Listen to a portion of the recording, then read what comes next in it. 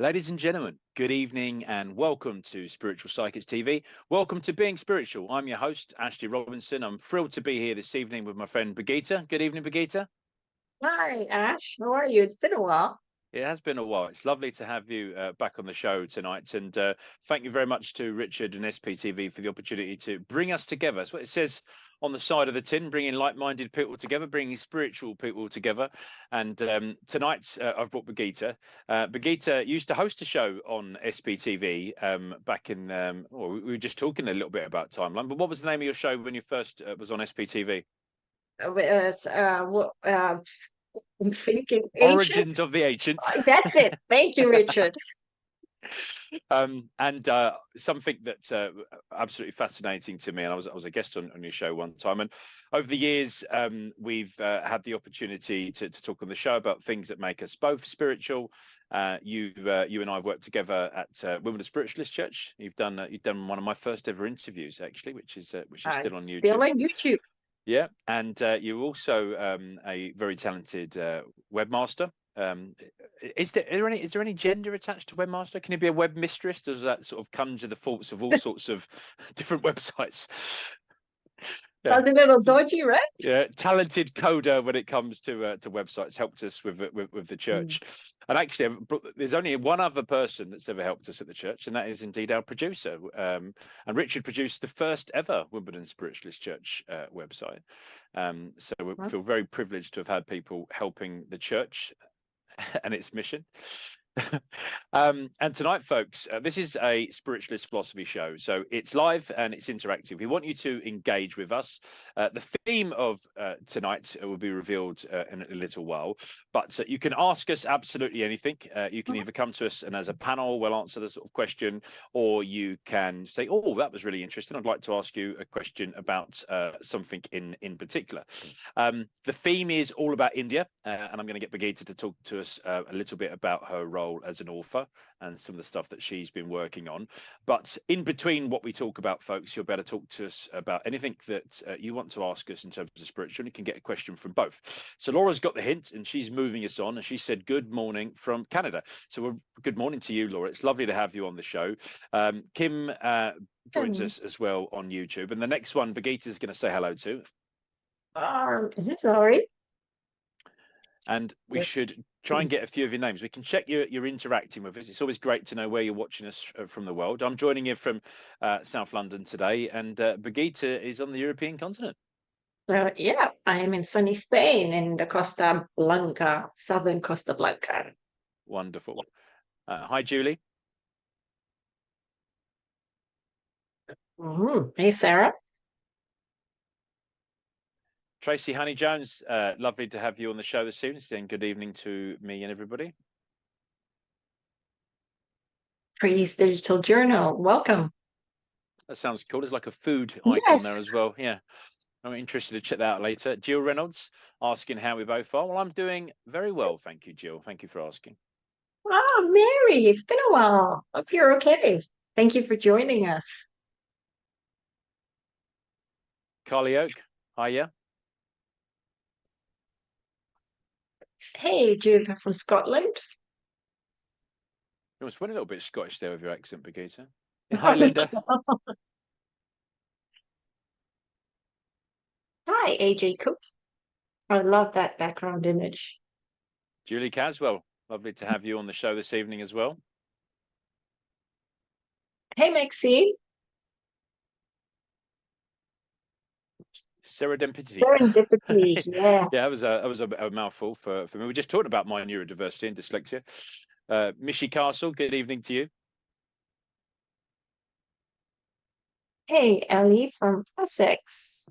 I think most of you got the hang of operating the Hallows and letting us know where you're working from. So if we didn't specifically name check anybody, but the comments are now coming in. What the producer Richard will be able to do is to be able to put your questions to us. Now, what I would say tonight, folks, if you do ask a question, The assumption is you would also like a little reading, and you might get a little psychic reading from Birgitta or Ryan. Maybe I'll draw a card. Maybe we'll be inspired to sort of give numbers or colors or something sort of psychic. Maybe there'll even be a bit of spiritualist mediumship. If you would not like a reading, when you ask a question, because we will choose some of the questions to come on the show, then just say that you don't want a reading. And that will be the way that we'll sort of get on for about the next hour or so. So all about India was the way I said the theme. And Birgitta, I consider you a wonderful ambassador for our sort of faith and belief system. You do some great work, both with videography and your graphics. You have a social media presence as well. Just remind the people back at home where they can find you on the socials. They can find me on Instagram under Universal Light Warriors, on YouTube under Power Soul Healing, on Facebook under my own name, but I also have a website called powersoulhealing.com. And as well as finding you online and the socials, they can also find you in all good bookshops. So if we go backwards, what's the name of your most recent book? You mean from forward to backwards? Whatever. Yes. So so the one that's coming out, which is I've submitted it now to the publishing house, is called Child of the Sun: En Route to Enlightenment in India, which should be coming out early November.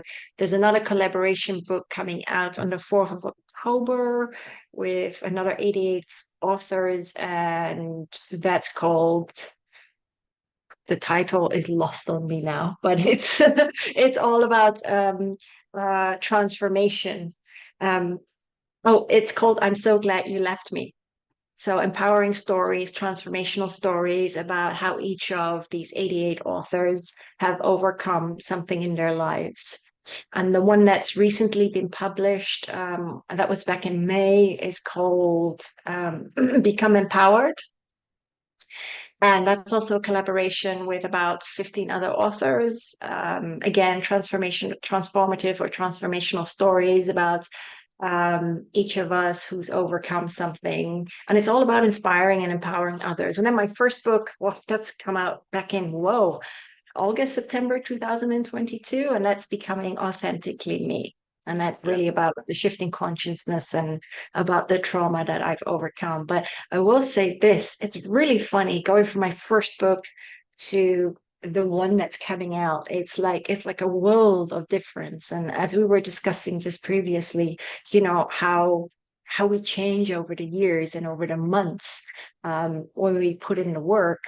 It's for me, it's just been an incredible journey. And without all the crap that I've gone through, but I don't see experiences now as good or bad. I just see them as experiences, and it enables me to write about it and help other people overcome their own struggles.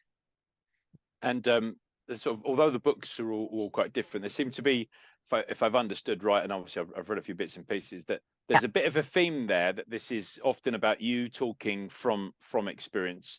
Yeah. And some of it involves how you have overcome things that I might describe as traumatic or even sort of toxic in the past, and about your progression onwards. Is that fair to say?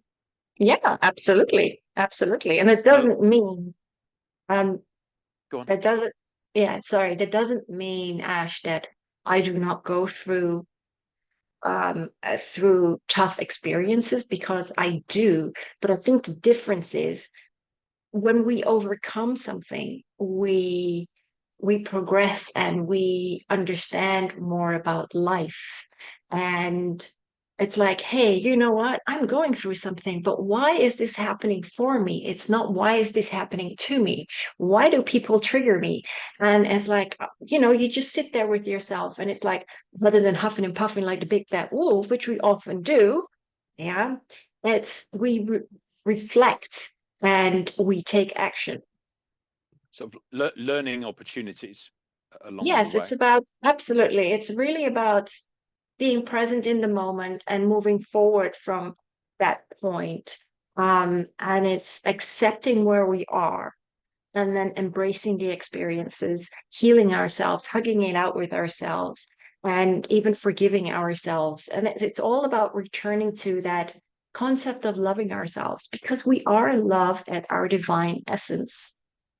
Yeah, and I think that's that sort of important bit. It's about recognizing where you are. It's getting to a point where you are self-aware and you can sort Yep. of self-reflect. And then in situations that you can't control, you can perhaps control your reaction or what you Yes. do either in that situation around. And when you were talking about things going through, think about that John Wayne sort of quote when he talks as the cowboy, if you're going through hell, don't stop there, keep going through, Yeah. get to the end. And actually life is for living, and the experiences we have here are often experiences that we can only have in our sort of vessel as our human sort of self, but actually what we choose to learn from it or how we treat that experience, I thought was Yeah. quite powerful. And the other thing I wanted to home in on was you spoke about forgiving yourself. Yeah. Now, we've spoken quite a lot of this show about trauma, and a couple of weeks ago we had Neil on the show, and we were talking about, particularly sort of bad people and narcissists sort of in our life, and having to forgive them. But you spoke Yes. about forgiving yourself and the Yeah. power you can potentially get from that. So tell us a little bit more about that. That's very interesting. You touch on narcissism. I went through it recently, and it's one of these things. So it wasn't easy, but I understood the experience, and that was the difference. There's a big difference when we go through our life experiences and we are put, you know, we're put in the same ring, so to speak, same kind of experience, and it's like the universe will look at you and they're like, "What are you gonna do now? Yeah, are you gonna allow this to continue, or are you going to stop this?" And I will tell you one thing about this. It was a very, very elevated experience. I needed to call the cops here. And but it was a chapter that I needed to close off. And I did it. The door is shut. And sometimes, if we don't do that, we remain living with the what if. So I am so thankful for myself that I went through that experience, because I can now move forward with the rest of my life. And what was your other question? No, let's focus on that. First of all, thank you for sharing, Birgitta. Yeah. It's appreciated, and the fact is that you're not stuck there. No. You've going forwards. And one of my spiritual sort of principles is about a pathway of progression open to all of us.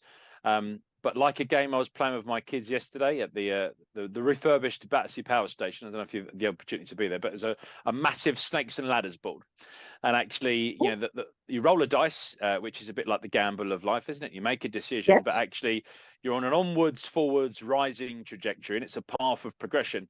And actually, every now and then you come across ladders, and it helps that accelerate, and you're awakening. But you can get all the way to what you think is that point of completion and hit a snake, and suddenly you're much further back than you would like to be. And even I was playing this with my 3 young boys yesterday, I kept thinking it is a little bit like life. For that path of Yes. progression open to us all, no one said it was just going to be upwards rising slow trajectory, or if it was going to be hard work like climbing a mountain, or if you were going to find these slippery snakes along the way. Yep. Totally agree with you. That's why I How call you it the, react to it, I think, was the point you're yes. making. What you do about it, whether or not you reflect. Do you go back and fall on the same snake, or do you actively try and avoid the snake? Do you overcome? Or do you adapt?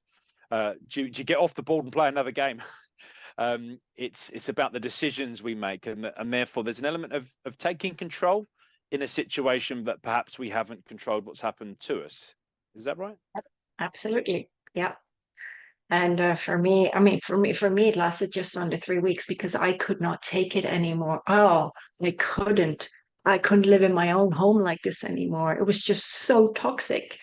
And, I had to make that cut. I had to do it. And it's really about listening to your own voice, your own soul. And what I mean by that is we often listen to other people and their opinions, but it's really about listening to our inner voice and doing what is right for us. Yeah. Yeah. That is the most important thing. Yeah, absolutely, and I do appreciate you sharing. I'm just going to ask you a couple more questions, and then Yep. from about 20 past, so folks, just another sort of 3 or 4 minutes, we're going to start taking some of your listeners' questions. So I was fascinated that this particular sort of chapter in your life, quite literal chapter in the book, was about sort of Yeah. that pathway, that element of progression, and around India. And a couple of times when I've been asked questions about sort of spirit guides, someone had said to me, Ash, why is it that so many spirit guides are from, Native American India, or from India, or from, ancient sort of China, and or ancient Egypt? And why is it we've not just got Dave the builder? And I was like, well, actually, I've got Bob the carpenter. So guides do Just, come in different shapes and sizes, but I generally believe that there were civilizations and groups of people that either connected through a faith or belief system, or a religion or culture, were quite earthly people. Like, you think about the way that Native American Indians lived their lives. I think they were quite connected to the planet and the things around them. And actually, it put them in a natural progression in that change we go through called death. Their personality perhaps found themselves in a place where they already had a working knowledge of how they could sort of continue to support. So it was just like my personal opinion about what they might be there. But a country that continues to sort of be associated for me with particular ways of life and understanding is India. It's a special place. It connects not just one faith, but several faith and sort of belief systems over the years. But how did your pathway lead you to India? oh, that's back in 2008 I went, and that was when I was working for Shell, and somebody there told me about the Art of Living Center in Bangalore, and that was all about breathwork and meditation. And he gave a demo in Shell, and I was really fascinated. And so I decided just on that, I just decided, you know what, this is right for me. I have to go. And I went for several weeks. And I really learned a lot about myself. And it was all about meditation and breathing, because what happens, when we breathe very, very shallow. And rather than breathing all the way to, all the way to our root chakra, so to speak, and then back up to the crown chakra, it's oxygenating our whole body. And that is really good, not just, I mean, yes, for the blood flow, but it's just, we need to start learning to breathe properly again.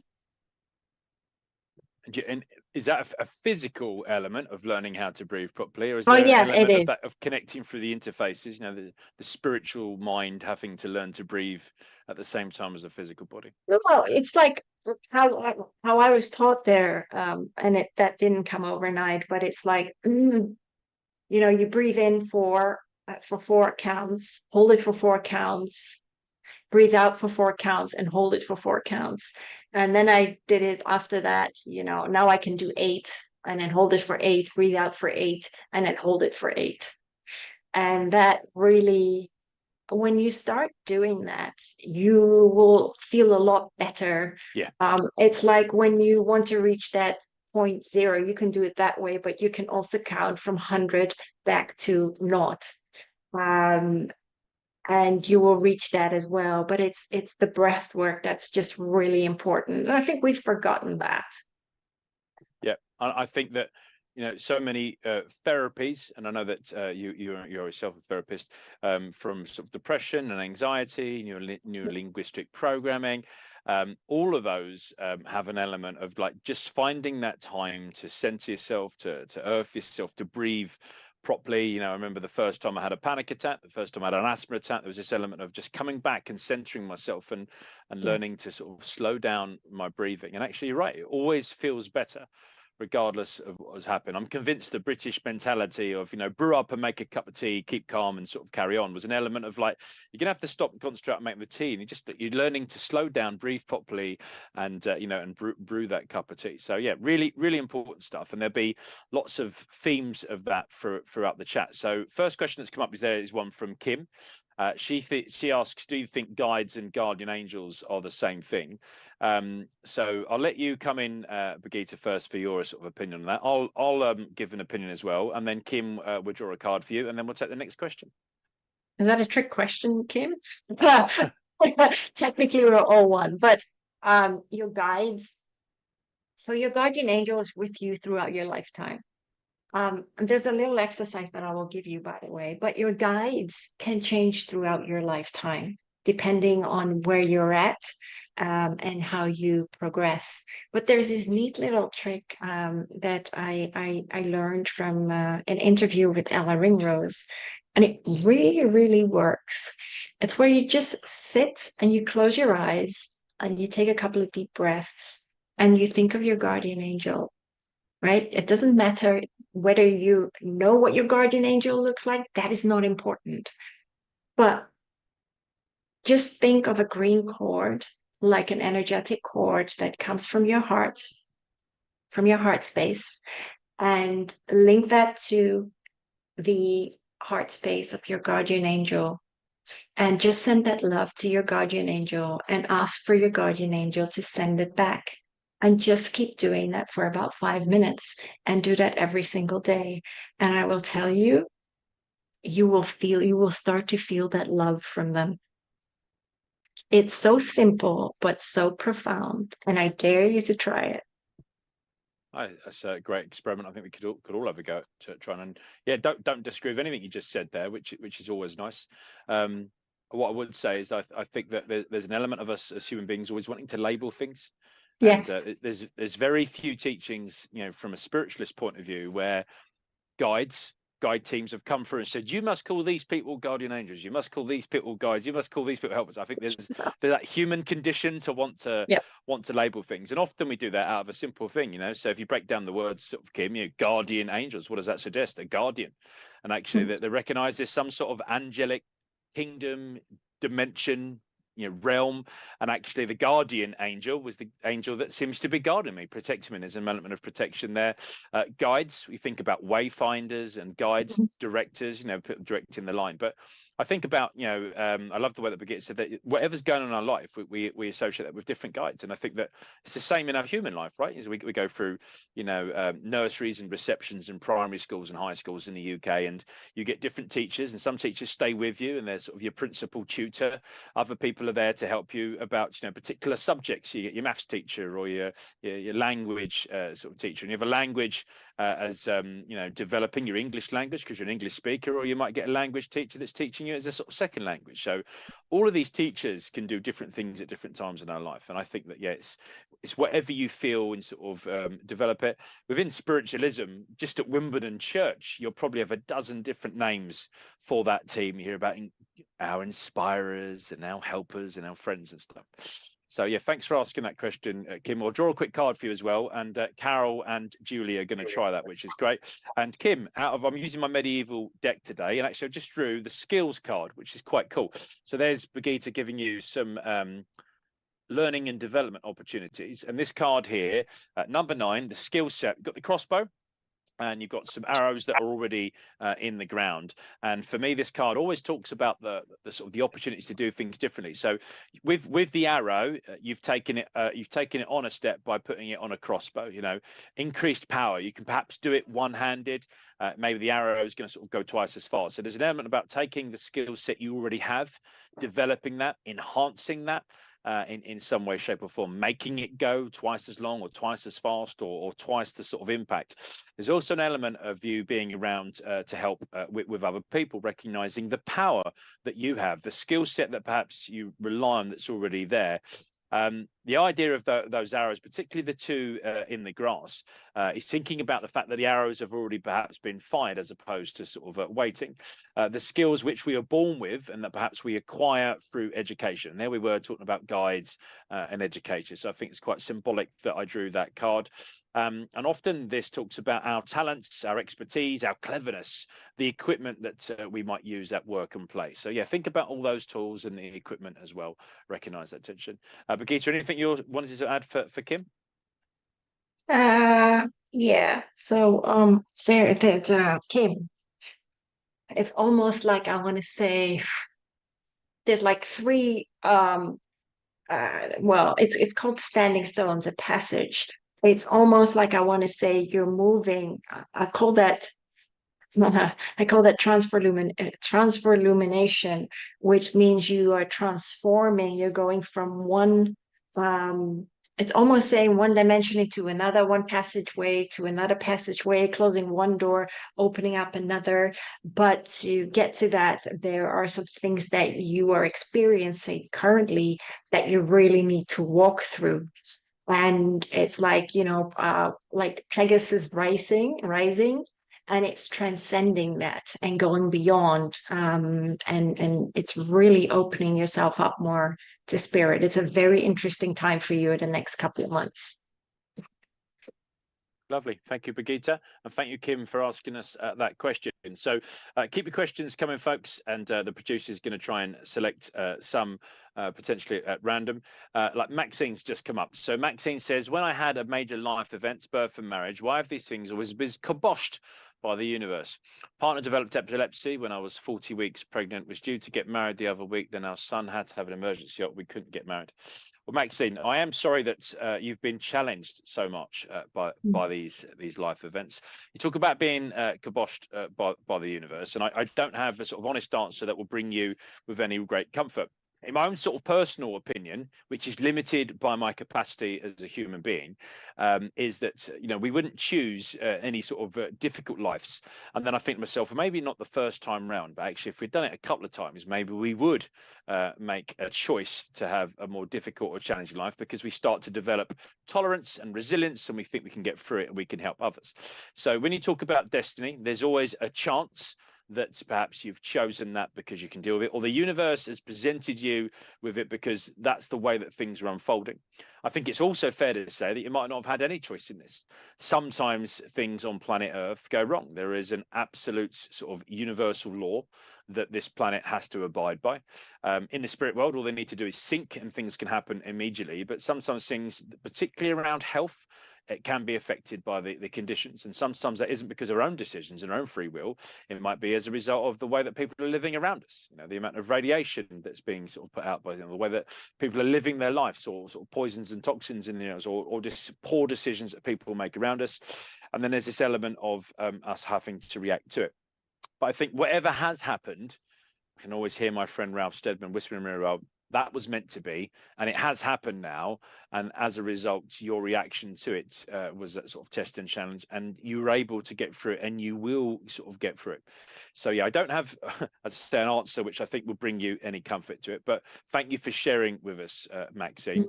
I think that you've shown incredible bravery in order to do that. With your permission, we'll send you some love, some light, and some absent healing thoughts to continue with that, those, if you like, those reactions to that experience. Some love and light to your healing, to your son as well, if it's okay to send that. But keep on keeping on.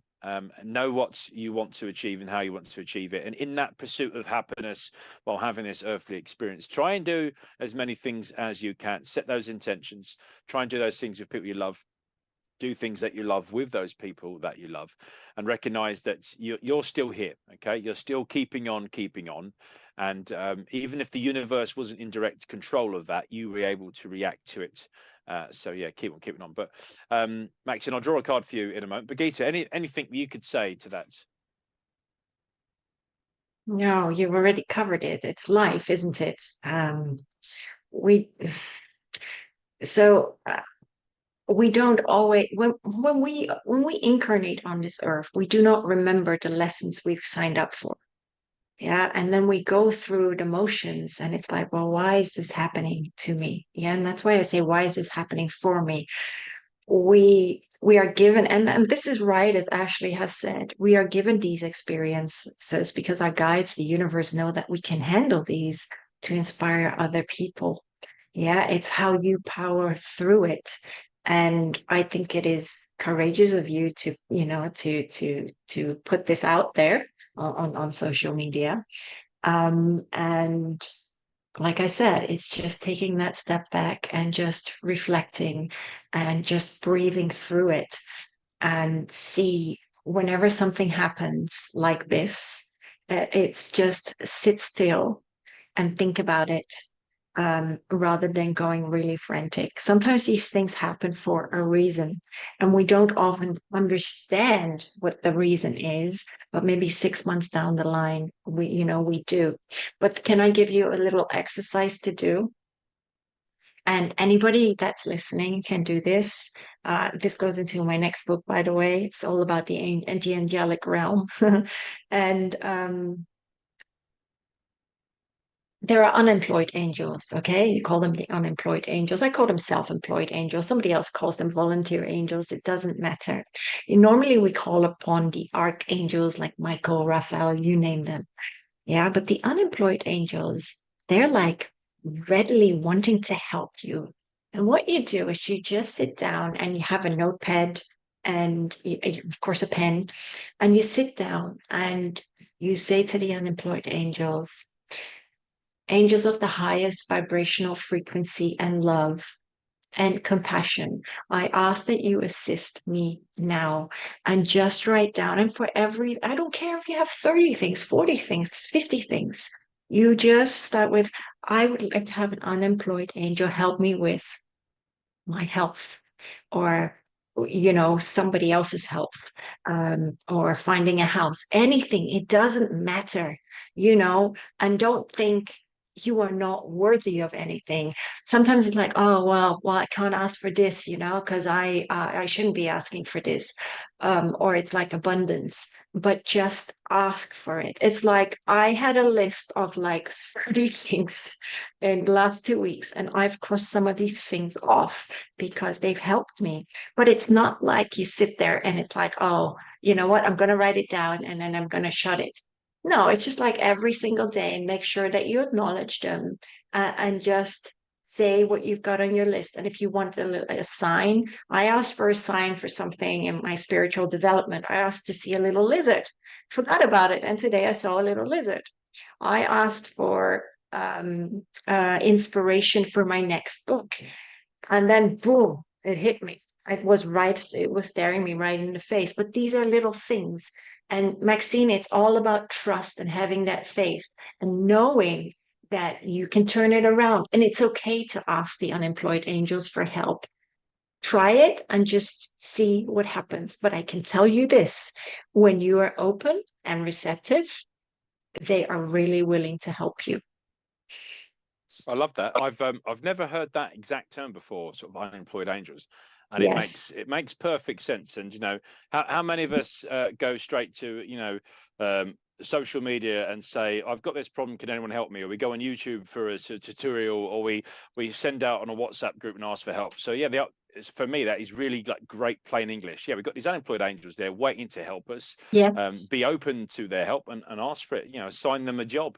They'll be there trawling the equivalent social media walls. They'll pick up on that signal, and yeah, I love it. Thank you, Birgitta. That was cool. Yeah. And there's one other thing I will say. When you start doing that, it's like, you start to feel them all around you, because the more you write, it's like the whole room is full. Yeah, absolutely. The card I drew as Birgitta was talking was Voyage. Okay, and now often if I was reading for a sort of client and I had maybe a communicator as well, or maybe there's a trip across the water, there's some sort of international travel perhaps, but actually in relation to the question you was asking, I do think it's about more like a voyage of discovery. I think there's an element. You think about that card there, particularly the ancient times with the galleon and the ancient maps, people, Christopher Columbus discovering things for the first time, well, in his lifetime perhaps, because people were already living there when he founded a lot of that landmass. But actually it's about rediscovering you. It's about accessing that information. We talked about the unemployed angels. I thought, oh my gosh, this card is perfect synchronicity with that, because this is about just recognition of you. You're on that journey. Just keep going now. Take the compass into your hands. Ask it to tell you where you need to go, and then go with it. Just go with that flow. Go with that sort of motion, and perhaps you will have this voyage across the inner world to uncanalized areas of your own psyche. So that's for you, Maxine. Birgitta, anything else you'd like to add for Maxine? That's very funny. You talk about Columbus, and Columbus is was Saint Germain in a past. I mean, Saint Germain was Columbus in a past life. But Oh, it's okay. quite funny, because I've got meandering pathway, and you're just talking about being in the flow of things. And there's like a little wizard, which reminds me of Merlin, which is, also an aspect of Saint Germain. But it's all about being in the flow of life and becoming aware of signs, because they're actually all around you, Maxine. And it's about, I don't know, okay, how they're putting it. that is almost like rebirthing, but it's like nature goes in cycles and we go in cycles. That is life. But it's all about rebirthing and rebirthing of yourself and shedding layers as you walk along in this life. But truly, it's believing in the magic of life and knowing that whatever you put in your mind, you can weave that into existence. Fab. Thank you, Birgitta. And thank you, Maxime, for that question. Mm. We won't duck in any of the difficult ones, and that for me was a difficult one because I deeply, the spiritual sort of something really wanted to give you something uplifting. But thank you for working with us. Lisa asked the next question, and she says, "What does it mean when I've been watching people pass away since I was 16? I've held hands with a dozen people I loved while they passed. Is there a reason for this?" I believe that the likelihood is, Lisa, that that you were able to give them that comfort that they needed, and that you were in that place. Often, when I have spiritual communicators come to me and I'm reading for a client, they'll talk about the fact that they wait for people to leave. They don't want to pass in front of others. Other people, want everyone in the world to be there for them to do it. But often with our loved ones, when you see someone that is unwell, actually, even if you're not sort of trained as a healer, you end up sending this signal that you want them to get better. And actually, you don't always see getting better as transition to the afterlife. And for me, as a newly ordained minister of religion, it's been one of the hardest things I've had to sort of comprehend is that actually, when someone's body is no longer able to support that personality, the transition to the next life is the best thing for them, and actually they're going to Yeah. be out of that pain. And that's quite hard because often when your loved one's dying, you ring up and you're like, "Oh, I need healing, that they're in hospital, I need them out of the hospital." And I think that even if you step outside of our religion, you pick a faith like Catholicism, where popes have been of very old age, actually there's probably thousands, if not millions, of Catholics all praying for the Pope to get better, as opposed to pass over. And I think that sometimes that may describe why people end up staying in that sort of limbo condition, or they're dying for a sort of longer period of time. Other times, and I think it's possible, we talk about biblical times, we talk about stories of Jesus on the cross. I think there are opportunities for people to transition quicker. The body is on its sort of way out, and people can help pass in sort of less pain, or other people more at peace can go to sort of sleep. So yeah, back to your question, Lisa. I think that the likelihood is that they needed that sort of comfort that you were able to give them, and they felt safe to be able to do that. It's an incredible thing. I remember as a young boy, my great grandmother passing away in the hospital, and my dad being in the room with her and talking about the lights, filling the room, and how he said to her, "It's okay, look, yeah, that's your husband, you can go with him," and how he sort of talked to her without using his voice, almost telepathically, because she was less reliant on her ears and the sort of voice box, and she was able to sort of just leave her body and go to it. And I always, I was very young, probably about the same size of Ethan, so maybe about 8 or 9. I remember thinking, well, why don't you just say, stay here, get out of the bed? And he's like, you've got to understand that, she'd got to a very old age, and her body was no longer able to recover from the trauma it was going for. So, think about that now, both as a sort of as a spiritual minister, as a sort of understand that concept of healing, and actually holding hands, letting people know that you're there, that it's okay. You've been able to help them make that transition. So I think that the likelihood is you've given them comfort, you've given them sort of safety and space to do that. Sort of 16 could be significant with a new awakening. We talk about the different seasons we all go through. I think that when you first incarnate, you've just come from that place I call heaven. I think you're quite attuned, and then you spend a lot of your time learning to only focus on the things you can see as a human being sort of on earth. But actually, as a teenager, for me, it was around a time that I started becoming a lot more aware again about certain things. And the hormones are changing in your body, and you're growing, and actually you just might become more attuned and more aware, and that you've got that desire to sort of want to be there and to help. The other thing is that sadly, the older we get, the more people we know that get older, and actually with that increases the likelihood. So some of it could be sort of more common sense, and obviously always look for a common sense, sort of plain English answer first, and then look for the sort of spiritual understanding there. But no doubt, Lisa, you've given enormous value to the people that have been there in that sort of safe space. Birgitta, what do you think? No, I totally agree with you. I think that is a beautiful thing, and I think that's they felt comfortable with you holding their hands, to transcend into back into their spiritual form. I will add this to it. I mean, I've lost a lot of people as well. But they're never, I mean, their physical garments just worn out, but their spirit lives on forever. And I think we forget, and this was done in Atlantean times. They grieved for a little bit, but they understood that the soul graduated. And for the soul, it's a graduation party, so to speak. For the ones left on Earth, it feels very different. And yet the soul wants those left here on Earth to celebrate them. But I think sometimes it just takes a little bit of time. That's nice. Thank you, Birgitta. Lisa, the card I drew for you was the Tower card. Here it is. There we go. Try and get it right. And this, for me, this sort of powerful tower, there it is, standing on a hillside without a moat or visible door, but proud, stern, and unyielding. And this symbol represents achievements gained in the face of adversity, and it reflects sometimes arrogant consciousness mind repeating the unconscious mind beneath.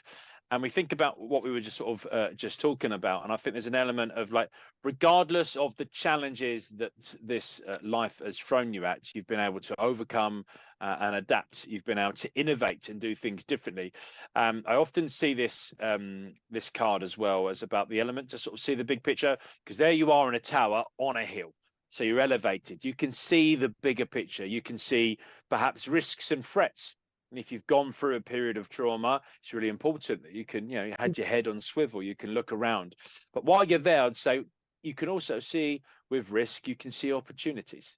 You can see all the opportunities around you. And let's explore the art of what's possible together. So thank you, Lisa. That card was for you.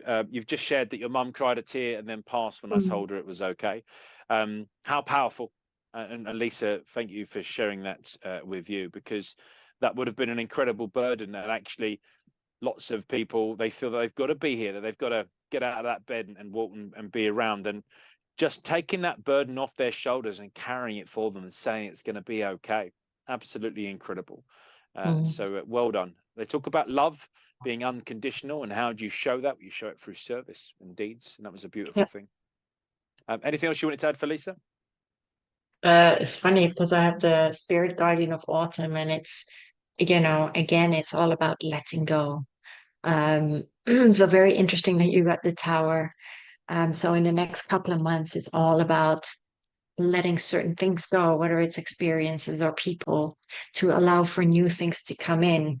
And that's the thing with the tower, by the way. I see that as something positive, because the tower, falls down, and we rise from the ashes, we rebirth into a more authentic version of it's like who we most authentically are.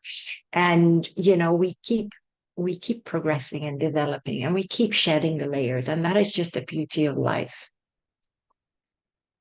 Thank you for asking us that question, Lisa. And the next question just comes in from Judith. I think this is a great one for Birgitta to jump straight into, and it'd be an educational opportunity for me, because the question is about the differences in India in practices in spirituality to us in the West.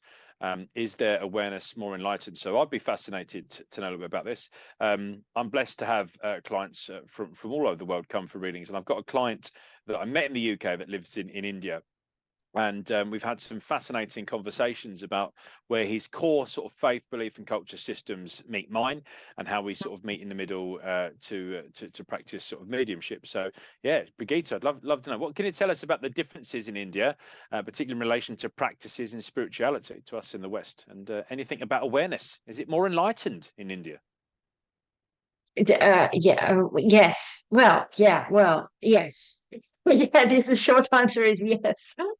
Um, but you have to, okay, so Judith, when I channel, for instance, right? And I mean, I do talk about the practices in India. But when I channel, for instance, when I channel Krishna, I know he's Arturian, yeah. So that already throws a lot. I mean, and when I try, well, you know, there's Kali Ma, she's a Turian as well. And then there are many others like Hanuman, and they believe in certain deities in different ways. But they have different practices. They also have, of course, different religions, but people are more enlightened in a way. They have far more faith and belief, but then they they lead completely different lives. And what I've seen in India when I was out there, they appreciate every little thing that they have. They could be living. I mean, I've seen children working, they were 7 years old, 8 years old, which broke my heart. But when it comes to spirituality, yeah, they're far more advanced. They're far more in tune with themselves. Whereas we deviate from our own awareness. And that's only because we live in a society that has been created. I call it artificially creative. If you want to call it the Matrix, that is fine. Um, that's why we We live can't do in. that. We'll have to pay Hollywood. It's like, I always say terra means earth, and that's why we live in this terrarium. So it's really finding our way. And it's like we allow ourselves to be lived rather than actually living life and finding that joy within. And that is something in India. It's all about something that I learned from my time there. It's finding that joy and cultivating that joy within and appreciating what we have in life and appreciating every single day. And we don't really do that. We take life so much for granted. Yeah, absolutely, Judith, living in gratitude and in appreciation. And we don't really do that here. People are far more in tune with themselves and they work with one another. Um, and we don't really do that here. It's all about me, rather than we. That is just a truth. We are so absorbed within in our phones. I mean, when we go to restaurants, what have we got sitting next to us? Our phone. Yeah, it's our constant companion. I do not understand that. I don't live in that reality, but I see it. And when I was out there, it was like, I'm sorry, no phones. You can't at the ashram, it was no phones. I just think people are they're more driven, um, but they're so much more in touch with themselves and they still live from the heart. And that is so important. We've forgotten how to live from our heart space. Yeah, and like the 1980s was very, very different. And we could go knocking on someone's door. We still had the landlines, and life was very, very different to what it is now. But as I always say, yeah, absolutely, we can learn from our fellow human beings, and that's what it's all about. It's about inspiring one another, empowering one another. We are all reflections of one another. We are teachers, and we're here to walk one another home to the light and love of ourselves. That's the key thing. It's not about the ego. It's not like, I'm better than that you are. You know what? You've got this and I've got that. And that's what social media is all about. It's just, oh, but you have to live a certain way. No, you don't. You don't. You just have to be happy with who you are inside. And each and every one of you that's listening and everyone out there is a beautiful human being. Yeah. We're all beautiful lights. We're just conditioned by our mind. It's our mind that muddies the waters. And that's the key thing. It's about our experiences and evolving from them and learning from them and just shedding those layers and, kicking our ego to the curb. And we live in this world of duality. And you see that more in the West than in the East. Lovely. That was really, really nice answer. And I said it would be education. It was for me. The card I drew for you, Judith, was this one here. It's the message in the bottle, like catch of the day. The fisherman's been out, and actually within the catch, he's found a message in a bottle. It's not a language that he understands or that he can can read, but it's important.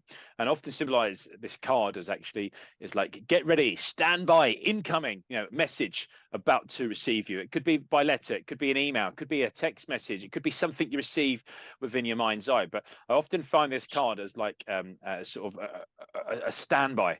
If you're in a green light, go into amber, because red, you're gonna have to stop, pay attention, and you're gonna have to read the important sort of contents of this letter. There's the message is coming your way.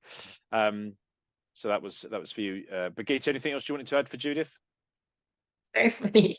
I've got the forest temple, and it's actually so there is a lot of healing going on around you, but it's not that. When we talk about enlightenment, it's listening to the messages, and it's becoming more aware of ourselves. But there's also an element here of, funnily enough, cultivating that joy within and finding joy in everything that you do.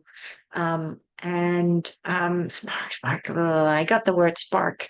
I don't know if that means sparks of inspiration, but that's what I'm getting.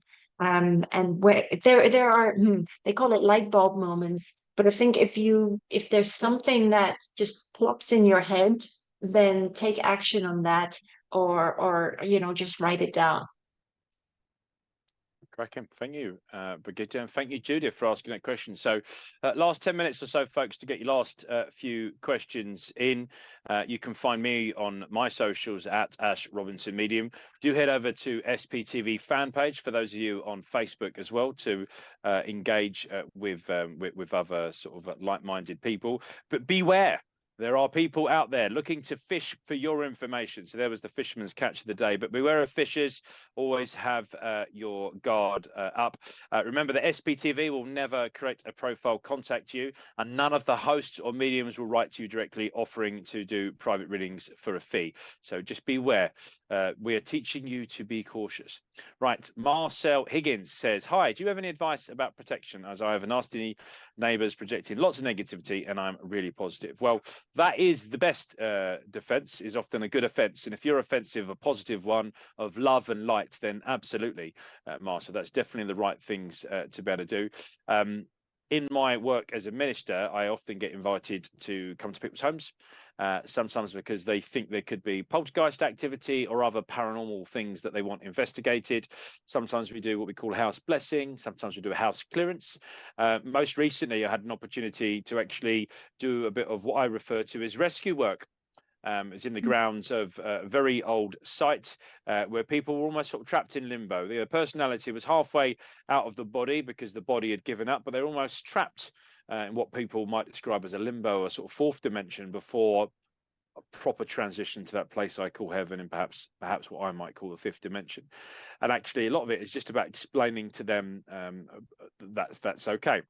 After I'd done that and it cleared all that activity, it was like switching on a lighthouse in what was a dark place, and there was all sorts of strange goings on in and around the property. And actually we went back with 3 of us, did a bit more of an investigation, and realized that the word had got out. Old Frank's moved on, he's finally got out of limbo. Let's go to where he was, because that worked. And actually we had to sort of go down there and put a lot of protection around the home, and just sort of say to people, look, you don't live here anymore. Stop disturbing the people that are living here. And actually just communicating in plain English is often a fantastic protection, because we're really powerful. And as human beings, like planet Earth, like it's our experience. And actually, if we want to be guided and inspired, we can be, but we're more powerful than anything from, well, I would say almost always more powerful than anything else which could be conjured or otherwise sort of uninvited. Now, human beings can create negativity, they can create positivity, and it's like sponges. That negativity can stick around for a long time. In that old site, a lot of the negativity wasn't from the spirit world or the fourth dimension. It was from people living their lives in a bad sort of way. And in some of the sort of protection, I always think about what works for you in sort of plain English. So one of the things I like to do, and you can all do this at home, is to imagine like an oyster shell, you know, like the hinge on sort of one side. And that's the best I could do of an oyster shell. But imagine that you, your life, your home is at the center of that pearl. And at the hinge, that's where you sort of put in the protection. Now, the reason we use the shell is because we want it open. We want to get in and out of our home. We want people with invitation to come in and out of our home. But the idea is we can open and close it as we see fit. And the hard sort of bottom and shell is saying we are well protected. We can close ourselves down and nothing will get through, like a force field. If you're into sci-fi, Marcel, you might have seen Star Trek or Star Wars, you know, raise the shields, the idea of force fields. If you can sort of visualize that in your brain, shields to fall, boom, energy field comes up and you are very well protected. If you like my medieval deck, castle wall, right, 150-foot wall, or we've got the Great Wall of China, or we've got a big trench. Whatever you can see in your mind's eye that you associate with protection, barbed wire and big fences or walls, whatever it is, but use that plain English. The other really important thing, particularly when it's about negativity, is you don't want to be a sponge, you want to be a reflector. So something metallic like a mirror. So you can imagine that the house is surrounded by mirrors. Okay, and Baden-Powell, Lord Baden-Powell, who went on to found scouting, was often famed for what he used to refer to as the crafty tricks of war. And Lord Baden-Powell had also influenced the enemy several times that they were outnumbered 3 or 4 to 1 by hanging things like knives and forks and spoons and metallic hats and stuff just on sticks to confuse the enemy into thinking there were more soldiers there. But actually reflecting is a really good way, sort of saying anything that comes your way, boom, it's coming straight back at you. People talk about the turner be turned. Anyone that's trying to turn my day into a bad day, that's going to be bounced back as well. So because of bouncing, you think bouncy castles or pillows or anything else which is going to cushion, soften, damper. Anything that works for you in plain English. You yourself can protect yourself. You can dress yourself up as a warrior princess. You can put on a beekeeper's suit or surgical gloves, whatever you see as personal protective equipment within your mind's eye. I'm not encouraging you to get into cosplay and buy a load of this stuff. You can all do it within your mind's eye, Marcel. And there's just a couple of hopefully practical tips that we can all have a practice at protecting ourselves, grounding ourselves. Birgitta, any sort of, I mean, I did quite a lot of plain English interpretation there. Anything a bit more symbolic that you would like to share? Can I just say, you talked about the wolf, right?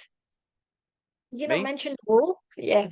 Did I you can't mention remember. wolf? I Yeah, don't remember 90% of the stuff I I say. think you did, because it's really funny, Marcel, because I just picked a card, but The wolf remember at the door. you have a wolf spirit with you. So use the wolf spirit. It's a white wolf actually. And it's got 2 mates with him. So use that. There is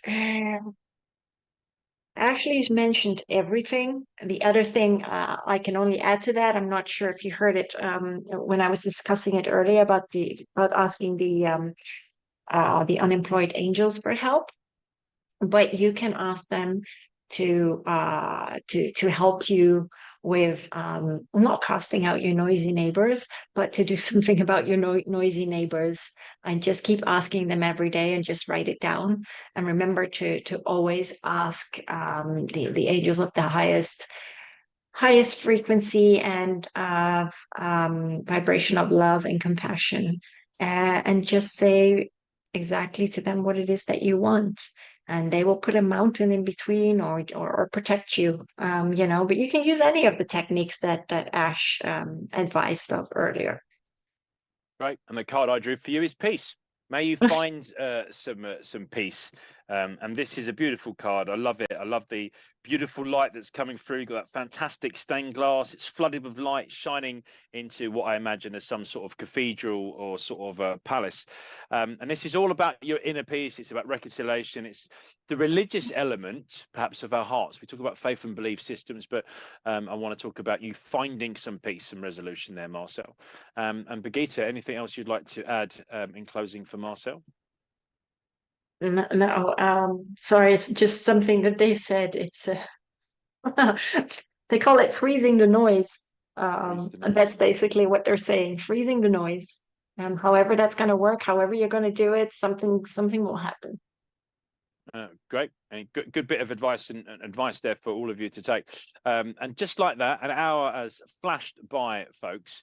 has gone really, really quick. We're grateful for your engagement with us online on Facebook and YouTube. We're really grateful for Richard and SPTV for giving us this opportunity to connect. If I haven't been able to get to your questions tonight, I do apologise. If you head over to at Ash Robinson Medium, you can always send me a direct message, and I will eventually get right. I do have a young family and a busy day job, so I won't do it immediately. But if you send me any questions you need an answer for, I will get back to you at some point. So please do leave that for me, or head over to the SPTV fan page, and perhaps members of our community and congregation will ask for that. I know some of you are asking for specific messages from communicators, and I would say 9 times out of 10 as a spiritualist medium, I'm not a DJ. I can't take requests. I can't bring forward that communicator you want to talk to. And most mediums work in that way, but rest assured that those communicators are with you.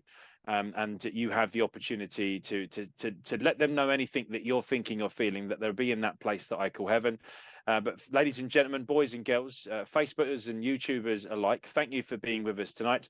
Birgitta, thank you for being my very special guest on Being Spiritual tonight. It's been lovely to have you here. Hopefully you'll come back again soon. Likewise, I've enjoyed it. Thank you for having me. Can I say one more thing very, very, very, very quickly? If before you go to sleep and you're like, you know what, I'd like to connect with a loved one in my dreams, can you please send me a message? See what happens. Yeah. Just ask. Absolutely. I think in that sleep state, you can definitely bring close ones too. So yeah, good bit of practical advice. Lots of hopefully tips and tricks for you to play with, and sort of tools at home, folks. It's 8 o'clock on the 3rd of September. Thank you for joining us on Being Spiritual. I've been your host, Ashley Robinson. Good night and God bless.